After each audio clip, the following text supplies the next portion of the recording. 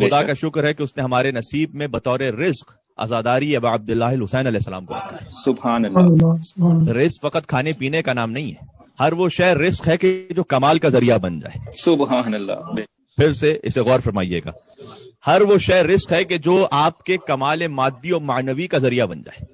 لہٰذا آپ کا لباس اللہ کا دیا ہوا رزق ہے، روز اول شیر مادر اللہ کا رزق ہے، کانوں سے سننے کی صلاحیت اللہ کا رزق ہے، بے شک، آنکھوں سے دیکھنے کی صلاحیت اللہ کا رزق ہے، دماغ سے سوچنے کی صلاحیت اللہ کی جانب سے رزق ہے، حب علی ابن ابی طالب رزق ہے، سبحان اللہ، ذکر علی ابن ابی طالب رزق ہے، بے شک، اس لیے کہ کمال کا ذریعہ ہے۔ یہ وہ رزق ہے کہ جس سے مردہ دل زندہ ہو جاتے ہیں۔ سبحان اللہ، بے شک۔ سورہ روم میں اللہ سبحانہ وتعالیٰ نے آیت نمبر 50 میں ارشاد فرمایا ہے کہ فانظر الی آثار رحمت اللہ، اللہ کی رحمت کے آثار پہ ذرا غور تو کرو، کیف یحیی الارض بعد موتها، اللہ کیسے ایک مردہ زمین کو مردہ ہونے کے بعد دوبارہ زندہ کر دیتا ہے۔ سبحان اللہ۔ اس آیت کی تعویل میں جا کر دیکھیے گا، مردہ زمین اللہ زندہ کرتا ہے، یہ اس کا ظاہر ہے۔ باطن یہ ہے کہ اللہ سبحانہ وتعالیٰ نے امام کے ذریعے سے مردہ ضمیروں کو اور مردہ دلوں کو زندہ کیا ہے۔ سبحان اللہ، اپنی حجت کے ذریعے سے اللہ مردہ دلوں کو زندہ کر دیتا ہے۔ ایک مل کے اور صلوات بھیجتے ہیں محمد وعلى محمد۔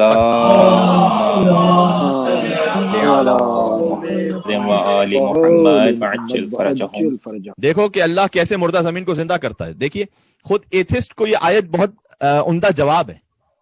اگر وہ یہ سوال کرے کہ ہمارے مرنے کے بعد خدا ہمیں کیسے زندہ کرے گا، تو اس کا جواب یہ ہے کہ جیسے زمین کے مردہ ہو جانے کے بعد اللہ زمین کو زندہ کر دیتا ہے، ویسے ہی اللہ سبحانہ وتعالیٰ اس بات پر قادر ہے، زمین بھی اس کی مخلوق ہے، انسان بھی اس کی مخلوق ہے۔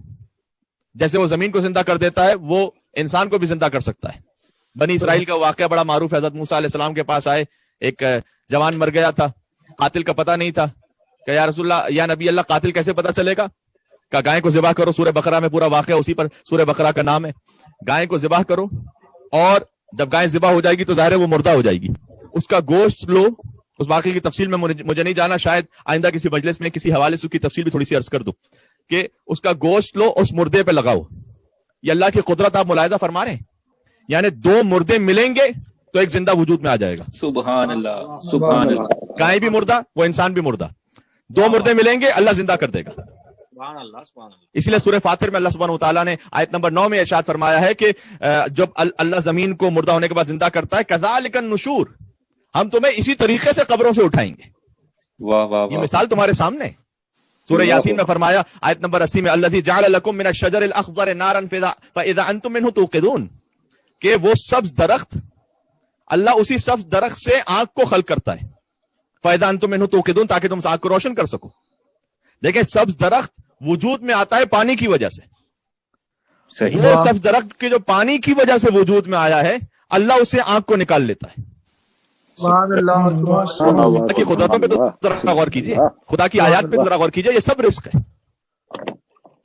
اللہ سبحانہ وتعالیٰ نے پھر سورہ روم آیت نمبر 19 میں ارشاد فرمایا، یخرج الحی من المیت ویخرج المیت من الحی، اللہ اس بات پر بھی قادر ہے کہ مردہ سے، میت سے حی نکال لے، حی سے میت نکال لے۔ سبحان اللہ، سبحان اللہ، سبحان اللہ۔ کیا کہتے ہیں، کیا کہتے ہیں؟ کہ اللہ سبحانہ وتعالیٰ یخرج الحی من المیت، وہ میت سے حی نکالتا ہے، مردہ سے زندہ، وَيُخْرِجُ الْمَيِّتَ مِنَ الْحَيِّ، وہ مردہ سے زندہ نکال لیتا ہے، وَيُحْيِي الْأَرْضَ بَعْدَ مَوْتِهَا، پھر کہا، اور اسی طریقے سے اللہ مردہ زمین کو زندہ کر دیتا ہے۔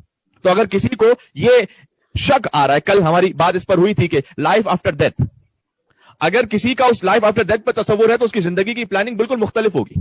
تو یہ جو زندگی بعد از موت اس پر شک ہے، تو وہ زمین کو دیکھے کہ اللہ مردہ زمینوں کو کیسے زندہ کرتا ہے، اور پھر اللہ کہہ رہا ہے کہ ہم چاہتے ہیں تو مردہ سے زندہ نکال لیتے ہیں، زندہ سے مردہ نکال لیتے ہیں۔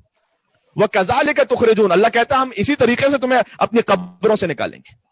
سبحان اللہ، اللہ نے سبحان اللہ۔ جب یہ سورہ روم میں ارشاد فرمایا، اس کی تفسیر امام علیہ السلام نے یہ بھی بیان کی ہے کہ اللہ حی سے میت، میت سے حی نکالتا ہے۔ بہت غور فرمائیے گا، امام نے فرمایا کہ اس سے مراد یہ بھی ہے کہ اللہ مومن سے کافر نکال لیتا ہے، کافر سے مومن نکال لیتا ہے۔ سبحان اللہ، کیا کہنے، کیا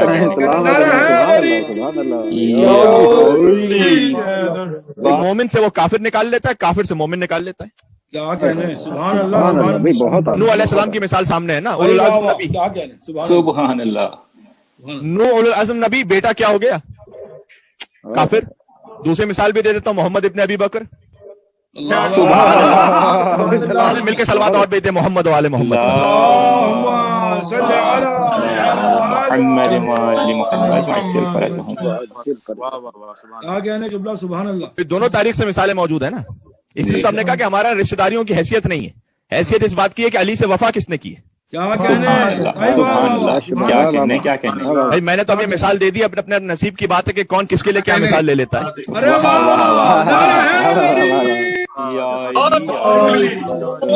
اللہ. اظہار محبت امیر علی علیہ السلام صلوات.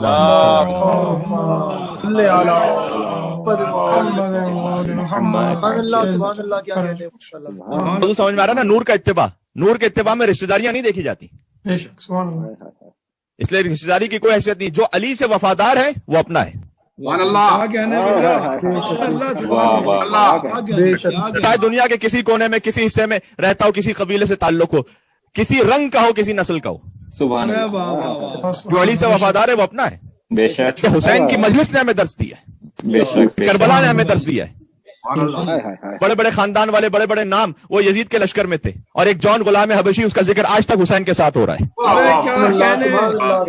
جو ولایت علی سے وفادار ہے ہم اس کے خادم ہیں. کس نے رحمت للعالمین سے وفا کی ہے؟ سبحان اللہ. امیر المومنین سے وفا کی ہے. کس نے سیدۃ النساء العالمین سے وفا کی؟ سبحان اللہ سبحان اللہ. کس نے سیدہ شباب اہل الجنہ سے وفا کی ہے؟ بے شک سبحان اللہ.